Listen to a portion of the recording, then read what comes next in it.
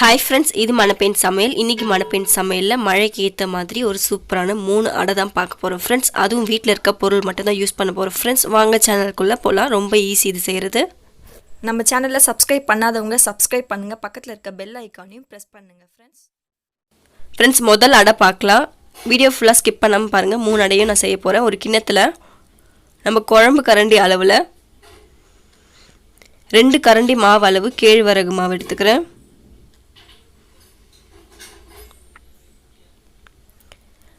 இப்போ இதுக்கு தேவையான அளவு உப்பு போட்டுக்கலாம். அடுத்து பொடியை நறுக்கி வச்சுருக்க பூண்டு இதில் பாதி போட்டுக்கோங்க. அடுத்து பொடி நறுக்கி வச்சுருக்க பச்சை மிளகாய் அதையும் நான் பாதி போட்டுடுறேன். அடுத்து நான் முருங்கைக்கீரை எடுத்து வச்சுருக்கேன். இதில் நான் பாதி முருங்கைக்கீரை நான் போட்டுக்க போகிறேன். மாவு கம்மியாக இருக்கிறதுனால நான் பாதி மட்டும்தான் எல்லாமே ஆட் பண்ணுறேன். இப்போ பெரிய வெங்காயத்தை நல்லா பொடியை நறுக்கி வச்சுருக்கேன். அதையும் கொஞ்சம் கால்வாசி நான் போட்டுக்கிறேன். போட்டுட்டு நல்லா பிசைஞ்சிக்கோங்க. முதல்ல எல்லாத்தையும் மிக்ஸ் பண்ணிவிடுங்க. மாவோடு சேர்த்து எல்லாத்தையும் மிக்ஸ் பண்ண பிறகு கொஞ்சம் கொஞ்சமாக தண்ணி ஊற்றி சப்பாத்தி மாவு பதத்துக்கு கரெக்டாக பிசைங்க. தண்ணி ஆயிடுச்சுன்னா உங்களுக்கு அடை வராது ஃப்ரெண்ட்ஸ். பாருங்கள் எவ்வளோ அழகாக பதம் வந்திருக்குன்ட்டு. இந்த மாதிரி நீங்கள் உருட்டி வச்சுக்கோங்க ஃப்ரெண்ட்ஸ். மாவு காயாமல் இருக்கிறதுக்காக நான் 1 ஸ்பூன் அளவுக்கு எண்ணெய் போட்டுக்கிறேன். போட்டுட்டு பிசைஞ்சு வச்சுக்க போகிறேன் ஃப்ரெண்ட்ஸ். இது ஒரு டைப் ஆஃப் அடை. இது ரொம்ப ஸ்ட்ரென்த்தான அடை ஃப்ரெண்ட்ஸ். இப்போ இதை எடுத்து வச்சுலாம். அடுத்தது நான் ஒரு கிண்ணம் எடுத்துக்கிறேன். அதே குழம்பு கரண்டியில் 2 கரண்டி அளவு அரிசி மாவு சேர்த்துக்கிறேன்.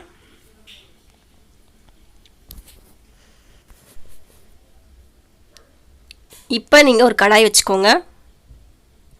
ஒரு 1.5 ஸ்பூன் அளவுக்கு எண்ணெய் விட்டுக்கோங்க ஃப்ரெண்ட்ஸ். ஒரு 2 ஸ்பூன் அளவுக்கு கடலைப்பருப்பு போட்டுக்கோங்க. காஞ்ச மிளகாவை நான் 2 கிள்ளி வச்சுருக்கேன். இது ஒரு 5-6 மிளகாய் எடுத்துக்கோங்க. பேலன்ஸ் வச்சுருக்க பூண்டும் பச்சை மிளகாவையும் நான் சேர்த்துக்கிறேன். 1 ஸ்பூன் அளவுக்கு இஞ்சி துருவல் ஆட் பண்ணிக்கோங்க. இதை நல்லா பொன்னிறமாக வறுத்துக்கலாம் ஃப்ரெண்ட்ஸ். இப்போ இதில் மீதி வச்சுருக்க பெரிய வெங்காயத்தை ஆட் பண்ணிடலாம். சும்மா ஒரு நிமிஷம் நீங்கள் வதக்கினா போதும் ஃப்ரெண்ட்ஸ். இதுக்கு தேவையான அளவு மாவுக்கும் சேர்த்து நீங்கள் உப்பு போட்டுருங்க. நான் மாவில் உப்பு போடல, ஸோ இதுலேயே நான் உப்பு போட்டுறேன். கொஞ்சமாக கருவேப்பிலை போட்டுருங்க. இப்போ நான் தேங்காய் இந்த அளவுக்கு பதமாக அரைச்சி வச்சுருக்கேன். இதில் கொஞ்சமாக ஆட் பண்ணிடுறேன். அடுப்பு ஆஃப் பண்ணிட்டு நீங்கள் ஆட் பண்ணிக்கோங்க. இப்போ வதக்கி வச்சுருக்க இந்த மசாலாவை நம்ம அரிசி மாவில் ஆட் பண்ணிடலாம் ஃப்ரெண்ட்ஸ்.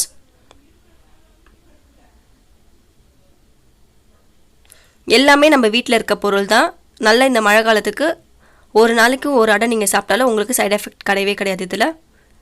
இப்போ நான் கொஞ்சம் கொஞ்சமாக தண்ணி ஊற்றி திரும்பி சப்பாத்தி மாவு பதத்துக்கு அரிசி மாவு அடையும் நான் ரெடி பண்ணிக்கிறேன் ஃப்ரெண்ட்ஸ். பாருங்கள், நான் ரெடி பண்ணிட்டேன். இப்போ இது மேலேயும் நான் எண்ணெய் போட்டு எடுத்து வச்சுருவேன். அடுத்து திருப்பி ஒரு கிண்ணம் எடுத்துக்கிறேன்.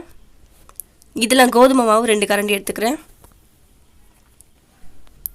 அடுத்து நான் கொஞ்சமாக வேர்க்கடலை எடுத்து வச்சுருக்கேன். 5 பாதாம் நல்லா ஊற வச்சு தோல் உரித்து வச்சுருக்கேன். பாதாம் தோலோடு சேர்க்காதீங்க.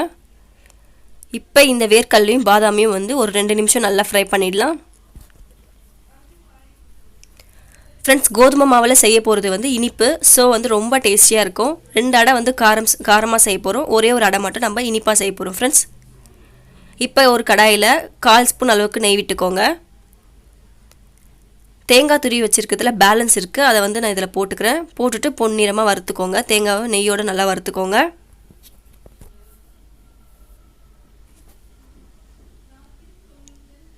பொன்னிறமாக ஆன பிறகு இதை நம்ம எடுத்து வச்சுருக்க கோதுமை மாவில் ஆட் பண்ணிடலாம்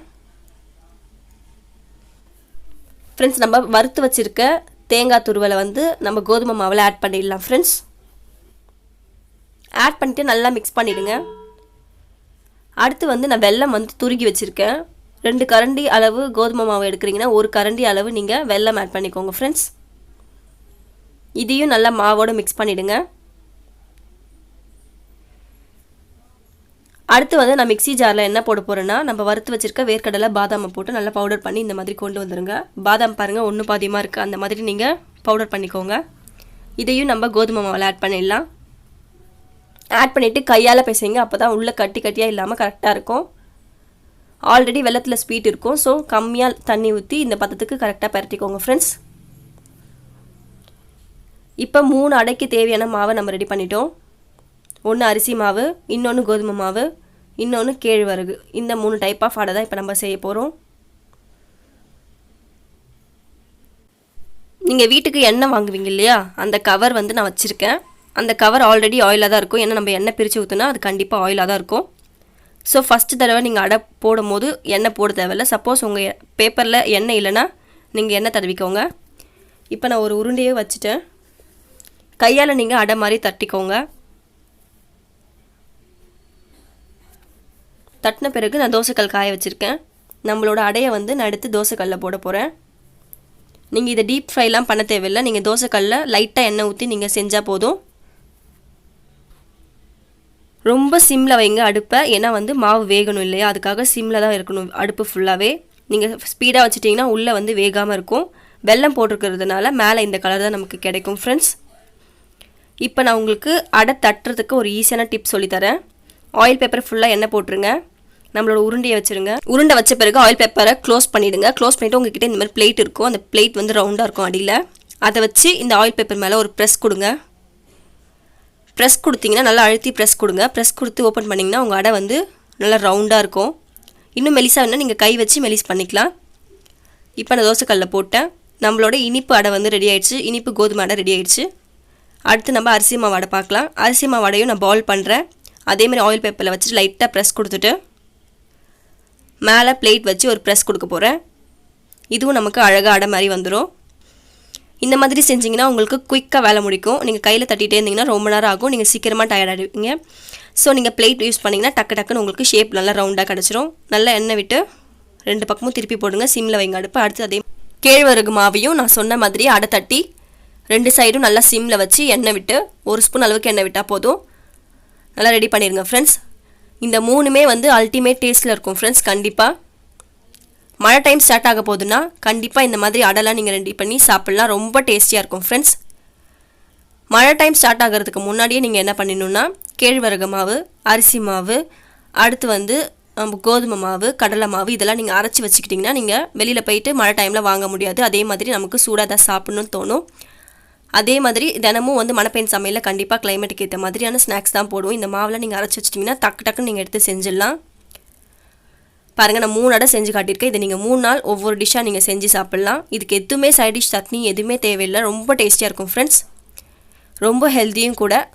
கண்டிப்பாக வீட்டில் ட்ரை பண்ணுங்கள் ஃப்ரெண்ட்ஸ். ஓகே ஃப்ரெண்ட்ஸ், சப்ஸ்கிரைப் பண்ணாதவங்க சப்ஸ்கிரைப் பண்ணுங்கள். பக்கத்தில் இருக்க பெல் ஐக்கானையும் ப்ரெஸ் பண்ணுங்கள். கமெண்ட் கொடுங்க, ஷேர் பண்ணுங்கள். Bye friends. உடம்ப பார்த்துக்கோங்க.